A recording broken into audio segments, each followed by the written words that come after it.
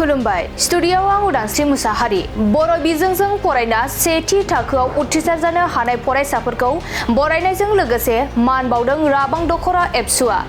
दिनै बाक्सा जिल्लानि सिङाव थानाय राबां दख'रा एबसुआ राबां बर' बाजारनि नब्लाङाव राबां दख'रा एबसुनि बेन्दोंआव देग्लाय बोसोरनि HSLC आरो HS आनजादाव जौसिन 10थि मासि आवग्रिनो हानाय फरायसाफोरखौ बरायनायजों लोगोसे मान बावनाय हाबाफारि लादों। फरायसाफोरखौ फरायनाय बिथिङाव थुलुंगा होनायनि थांखियै बोसोरफ्रोमबो HSLC आरो HS आनजादाव जौसिन 10थि मासि आवग्रिनो हानाय फरायसाफोरखौ बरायनायजों लोगोसे मान बावबाय थानाय बायदिनो देग्लाय बोसोरावबो राबां दख'रा एबसुआ HSLC आरो HS आनजादाव जौसिन 10थि मासि आवग्रिनो हानाय फरायसाफोरखौ बरायनायजों लोगोसे मान बावनाय हाबाफारि लादों।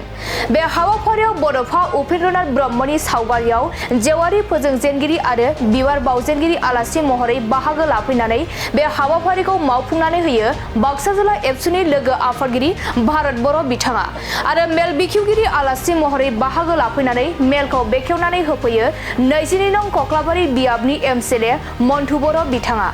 बेजों लोगोसेनो बे मेहेरगोनां हाबाफारियाव गाहाय आलासि महरै मिरु एबसुनि लोगो गाहाय नेहाथारि दिनेश ब्रह्म जर'खा आलासि महरै बर'नि मुंदांखा फावगिरि फैलाजे बरगयारी बिथाङा बाहागो लाफैदों। राबां दख'रा दुलाराय बर' फरायसा आफादनि बानजायनायाव दिनै गुबुन गुबुन बोसोरफोरनि बायदिनो देग्लाय मेट्रिक आरो HS आनजादाव उथ्रिसारनानै दख'रानि बेन्दोंआव टप 10 जायगा आवग्रिनो हानाय फरायसाफोरखौ बरायनाय आरो मान बावनाय मोनसे हाबाफारि लादों। थारैनो बेयो जोंनि थाखाय खोब गोजोनथाव आरो गोग्गाथाव खारन बेबायदि हाबाफारिनि गेजेरजों जों फरायसाफोरखौ थुलुंगा होनो हायो आरो बेफोरबायदि थुलुंगाखौ होबोबाय थानायनि थाखायनो निस्सय दिनै जोंनि नैबे ओनसोलाव जिथु जोंनि फरायसाफोरनि जिथु रिजाल्ट बे रिजाल्टआ साबसिननिफ्राय हामसिन जाबोगासिनो दं आरो बेजों लोगोसे बे हाबाफारियाव जोंनि माखासे गेदेमा बिथांमोनखौ आलासि महरै लेंबोनानै फरायसाफोरखौ थुलुंगाथाव जिखिनि बिहोमा होलांबाय जिखिनि बिबुंथि होलांबाय निस्सय बेफोर बिबुंथिनि गेजेरजों जोंनि फरायसाफोरखौ इयुनाव साफा गुन गोनां सुबुं गावबा गावखौनो गायसनना लानायनि थाखाय गियान होगोन थुलुंगा होगोन आं बेखौनो आसा खालामगोन। गोबां फरायसायानो थांखि सायख'नाय बा आयदा सायख'नो गोबां फेलें जादों मा बोसोन होगोन नोंथाङा? बे बेलायाव आं नैबे खोथाखौनो बुंगोन जोंनि गोबां बिमा बिफाफ्रा जे फरायसाखौ अर्थात गावनि फिसाखौ मा खालामनो नागिरदों थ' बिनि सायावनो गोनो गोथो आरो बेबायदि गोनो गोथो जायोब्ला जों बिमा बिफाया मालाबाबो गावनि गथ'खौ बुंनाय नङा जे नोङो डक्टर जानांगौ इन्जिनियार जानांगौ बा मेट्रिकआव 98% लाखिनांगौ हायार सेकेन्डारियाव 99% लाखिनांगौ दा बे खोथाफोरखौ जों बिमा बिफाफ्रा मालाबा बुंफेरनाय नङा। दा बिनि थाखायनो जों बिमा बिफायानो जिहेतु गावनि फिसाफोरखौ बुंफेराखै स' एखनब्ला समाव जोंनि फिसाफोरखौ जोङो माने सेल्फ कनफिडेन्स गैयि बायदि नुयो जे आत्मबिश्वास गैयि बायदि नुयो गावनि सायावनो फोथायनाय गैयि बायदि नुयो आरो जेब्ला गावनि सायाव फोथायनाया गैया जायो अब्लानो बिसोर गथ'फ्रा माने जेबो थांखि गैया जाहैयो थ' गाव मा जानो नागिरदों थ' बे थांखियानो गैयाबा माबे स्ट्रिम फरायनांगौ माबायदि फरायनांगौ थ' बेवहायनो गोनो गोथो जानायखौ जों नुनो मोनो। दा बेखायनो आङो साफ्रोमबो बिमा बिफा बिथांमोनखौ बुंगोन जे जोंनि साफ्रोमबो फिसायानो साफा गेदेर मानसि जानो हायो गुन गोनां सोलोंथाइखौ लानो हायो आनजादाव बुरजा नाम्बार लाखिनो हायो। दा बिनि थाखाय जों बिमा बिफायाबो गावनि सायाव फोथायनायखौ लानानै सेल्फ कनफिडेन्सखौ लानानै जोङो जोंनि फिसाफोरखौ बुंदावनांगोन आरो जोंनि फिसाफोरखौ जों जेब्ला बुंदावगोन अब्लासो जोंनि फिसाफ्राबो गावनि सायाव फोथायनायखौ लानानै थांखि लागोन आरो जेब्ला जोंनि फिसाफ्रा थांखि लानो सोलोंगोन अब्ला जोंनि फिसाफ्रा खुनुदिन लेखा फरायनायाव बा थांखि लानायाव खुनुदिन गोनो गोथो जानाय नङा। गोबां लाइमोनफोरानो गाज्रि मुवाजों एडिक्टेड जानांदों आरो गोबां दोनखारनाय लांखारनाया जोंनि गेजेराव गोबां जादों मा बुंगोन? दा बेनो दहाय एसे सिगाङाव बुंनायानो जेलानोखि सासे फरायसाया जेबो थांखि गैया जायो दा थांखि गैया जाब्लानो गुबुन समावहाय मालाबा समाव जोङो माने एन्टि ससियेल एक्टिभिटिसजों लोब्बा जालाङो खारन थांखि गैयाबा बेहा खामानियानो गैया थ' खामानि गैयाबा बिदिनो माने गोदाव सोराव जायो लामा आन्दायो थ' बेखायनो जोंनि साफ्रोमबो फरायसाफ्रा जाहाथे सांग्राङै थांखिखौ लानानै फरायलाङो आरो बिनि सायाव जों बिमा बिफायाबो जाहाथे सांग्रां जायो जाहाथे जोंनि फिसाफ्रा खुनुदिन बेफोरबायदि लामाथिं थांनो हाया थ' बे बेलायाव आङो बिमा बिफाफोरखौनो बांसिनै दाय हमगोन। थ' दिनैनि दिनाव जों बिमा बिफाफ्रा गावनि गथ'खौ अननायखौनो जोथोन लानाय होननानै सानो थ' अननायानो जोथोन लानाय नङा दा बेखायनो साफ्रोमबो बिमा बिफाया जुदि सांग्राङै गावनि गथ'खौ जोथोन लायोब्ला जोंनि फिसाया मालाबाबो ड्राग्स एडिक्टेड जाया गान्जा फाग्ला जाया बाइकनि फाग्ला जाया थ' आङो साफ्रोमबो बिमा बिफाफोरखौ बेनि थाखायनो आं खावलायगोन आरो जोंनि फरायसाफोरखौबो आं खावलायगोन जिहेथु जोंनि साफ्रोमबो फरायसानियाव टेलेन्टआ दङ जानो हानायनि थ' जानो हानायनि टेलेन्टआ दङब्ला जाहाथे जोङो थांखि लानानै दावगालाङो बेखौ खावलायगोन दुलाराय बर' फरायसा आफादा टप 10 सायख'नानै बिथांमोना बरायनाय मोनसे हाबाफारि लादों थारैनो बे हाबाफारिफोरनि गेजेरजों फरायसाफ्रा माबायदि आरो मानि थाखाय लानो गोनां जायो मा फोरमायगोन? जोबोद गोजोननाय मोन्दों बाक्सा जिल्लानि सिङाव थानाय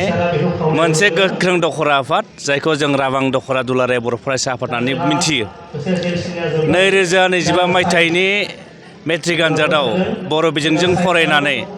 जायफोरा सेथि मासियाव उथ्रिसारनो हादों आंनि मिथिनायाव राबां दखरा दुलाराय बर' फरायसा आफादनि सिङाव गुबुन गुबुन फरायसालियाव फरायनानै गासै 54सा जोंनि लेखा गोरों फरायसाफोरा बर' बिजोंनिफ्राय सेथि मासियाव उथ्रिसारनो हादों आरो बिनिनो साबसिन जिथि मासि मावग्रोनो हानाय फरायसाफोरखौ दिनै बरायदों मोनसे हाबाफारिनि गेजेरजों बरायदों फैनो मोननानै जोबोद गोजोननाय मोन्दों आरो बे हाबाफारिखौ लानायनि थाखाय आङो राबां दखरा दुलाराय बर' फरायसा आफादनि मानव गेजेर आफादगिरि गाहाय नेहाथारि गासै दैदेनगिरि बिथांमोनखौ आङो साबायखर बावदों आरो बेयो जों दुलाराय बर' फरायसा आफादनि मोनसे थांखिखा आरो दुलाराय बर' फरायसा आफादा जों मोनसे बाथ्राखौ गोथौयै फोथायो जे बर' हारिखौ दावगाहोनांगौब्ला जे जोंनि सोलोंथाइ बिथिङाव जों दावगाखानांगोन आरो ओंखायनो सोलोंथाइ बिथिंखौ दावगाहोनो थाखायनो दुलाराय बर' फरायसा आफादा 2002 मायथाइनिफ्रायनो जोङो सोलोंथाइनि बिथिङाव खामानि मावदों आरो बर' बिजोंखौ जोङो गोजौ थाखोआव लांनो थाखायनो बर' बिजोङाव फरायनाय फरायसाफोरखौ जोङो मेट्रिकआव जायफोरा मोजां मार्क लानानै उथ्रिसारनो हायो बिथांमोनखौ जों बरायबोदों आरो बेबायदिनो 2025 मायथाइसिम जों बे बरायनाय हाबाफारिखौ लादों आरो जेब्लासिम दुलाराय बर' फरायसा आफादा थांनानै थागोन आरो जेब्लासिम बर' रायजो राजा थांनानै थागोन बै समसिम दुलाराय बर' फरायसा आफादा जोङो बर' हारिखौ दावगालांनो थाखाय जोङो जोंनि जाखांबोनाय फरायसाफोरखौ थुलुंगाखांनो थाखाय जोङो बेबायदि हाबाफारिखौ जों लालांबाय थागोन गोबां फरायसाफ्रानो थांखि होसोनाय आरो आयदा सायख'नायाव गोबां गोनो गोथो जायो मा बुंगोन? दुलाराय बर' फरायसा आफादा जोङो 2002 मायथाइनिफ्राय जिहेथु जों खामानि मावबोदों जों मोनसे थांखि दङमोन जे जोंनि बर' फरायसाफ्रा सोलोंथाइल' लाब्ला जाया जोंनि सोलोंथाइया गुन गोनां जानांगोन आरो गुन गोनांल' जाब्लाबो जाया जोंनि फरायसाफोरा आदब गोनां सोलोंथाइखौ जों लानांगोन मानोना जों नुदों गोबां जोंनि फरायसाफ्रा थांखि गैयैनि थाखाय मोनसे मोजां एम लायैनि थाखाय बिथांमोना 9, 10आव फरायनानै ड्रप जानायखौ जों नुदों जों मोनसे बाथ्रा बुंनो हायो आथिखालाव जों दुलाराय बर' फरायसा आफादा नोजोर होदों प्राय 28-30% जोंनि फरायसाफ्रा ड्रप आउट जाबाय थादों ओंखायनो आं खावलायगोन बे बेलायाव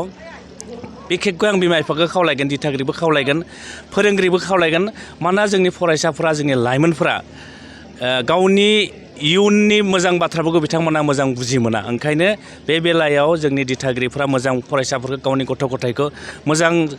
बोसोन होनांगोन लोगोसे फोरोंगिरिफ्रा मोजां बोसोन होनांगोन आरो दुलाराय बर' फरायसा आफादाबो बे बिथिङाव जोंनि फरायसाफ्रा मोजां फरायनानै गावनि आथिङाव गसंथानो हानायखौ नोजोर होनानै जोङो मटिभेसन प्रग्राम केरियार काउन्सिल बेबायदि प्रग्रामफोरखौ जों लाबाय थानाय जादों आरो दुलाराय बर' फरायसा आफादाल' बे हाबाफारिखौ लाबा जानाय नङा बे बेलायाव जोंनि फरायसाफोर फोरोंगिरिफोर दिथागिरिफोर आरो जायफोर समाजखौ बेंग्रा आफादफोर दं बिथांमोना जोंखौ मदद होनांगोन आं सानो गासैबो जुदि दुलाराय बर' फरायसा आफादनि थांखि मावथांखियाव जुदि मदद होयोब्ला जों सानो दुलाराय बर' फरायसा आफादा जों गथ' फोथायनाय दङ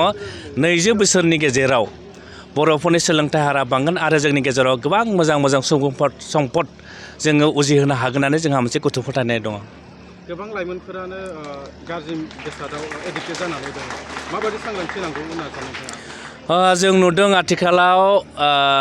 जोंनि फरायसाफ्रा ड्रप आउट जानानै सोलोंथाइखौ गारनानै समाजनि गाज्रि जायफोर खामानि बेवहाय लोब्बा थानायखौ जों नुदों आरो बेखौ नुनानै जों बिराद गिख्रंनाय मोन्दों जों गिखांनाय मोन्दों मानोना जोंनि लाइमोनफोरा जुदि बेंगुरा जायोब्ला जोंनि लाइमोनफ्रा जे जोबस्रांलाङोब्ला बर' हारियाबो मोनसे समाव जोबस्रांलांगोन मानोना आथिखालनि लाइमोनफ्रानो फैबाय थानाय समाव बर' हारिनि साफा साफा नोगोरारि जागोन बिथांमोनानो मोजां दैदेनगिरि जागोन मोजां फरायसा जागोन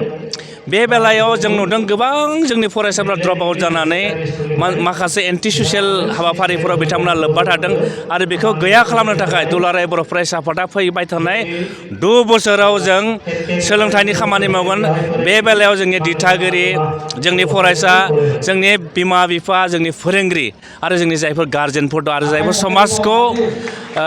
फोसाबग्रा समाज सिबियारि दं बिथांमोनखौ लानानै जोङो बेबायदि मोनसे एवारनेस प्रग्रामखौ जों लाबाय थादों आं सानो गासैबो जुदि सांग्राङै खामानि मावोब्ला जि जोंनि लाइमोनफोरा आन्दायनानै दङ बिथांमोना मोजां लामायाव फैगोन आरो आं लाइमोनफोरखौ खावलायगोन गिबियावनो फरायनायखौ जों लाग्रो मोजाङै फराय बिनि उनाव फरायखांनायनि उनाव नों मा लेभेलाव थांनो नों मा थांखियाव थांनो नोंनि थांखियाव सहैनो हानाय हिसाबै गावखौ जयग' खालामनो जोङो दुलाराय बर' फरायसा आफादा जों खावलायदों आरो समाजखौ जौगाहोनो थाखायसो जों मोजां साननानै खामानि मावनांगोन बेबायदि गाज्रि हाबाफारिफोराव जोङो गावखौ बावसोमनाय बा गाज्रि हाबाफारियाव जों गावखौनो हगारसारनायनिफ्राय गोजानाव थानांगोन आं बेखिनि बाथ्राजोंनो जोंनि लाइमोनफोरखौ मोजां फरायनानै गावनि थांखियाव सहैनो थाखाय आङो गुरै खावलायहरबाय